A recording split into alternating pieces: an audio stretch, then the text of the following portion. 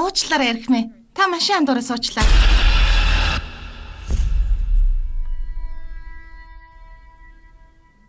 Чи уулзалт товлох гэж 2 өдөр дараалж имэйл бичлээ.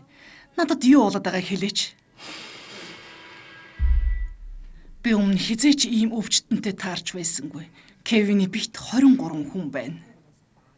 Ямар нэгэн зүйл болсон юм уу? Хаалга нээгэж! Биднийг чухал гэж бодож байгаа юм шиг орон дээр бас угаалгын өрөөнд цэцэг тавьчихсан байна. Хэн бэ? Тэр бидэнд тусалж чадах. Бид энд байна! Туслаарай! Санаа зовлтгүй. Тэр яагаад энд байгааг ч мэднэ. Та нарт хүрч болохгүйг ч мэднэ.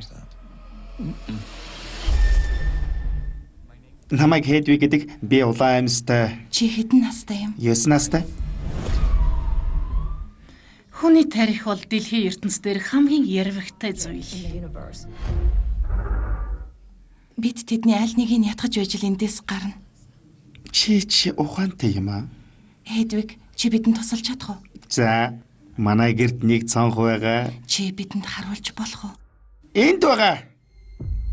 Одоо хаачлаа. Одоо нээжлээ.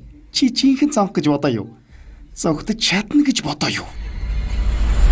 Олон хүн болж хувирдаг хүн бодлороо бие өөрчилж чаддаг. Хэн нэгэн ирж байна. Тарихныхаа потенциалыг нээжүүлээ юу болох вэ? Тэр ямар ч хүн болж хувирч чадна. Өнөөдөр ариун нандин үдэж тохиож байна.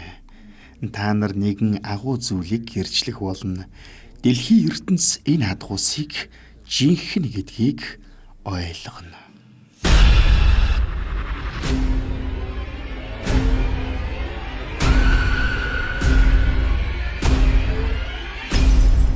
Тэр хүмүүст муухай хандсан, та нарт ч гэсэн муухай хандах болно.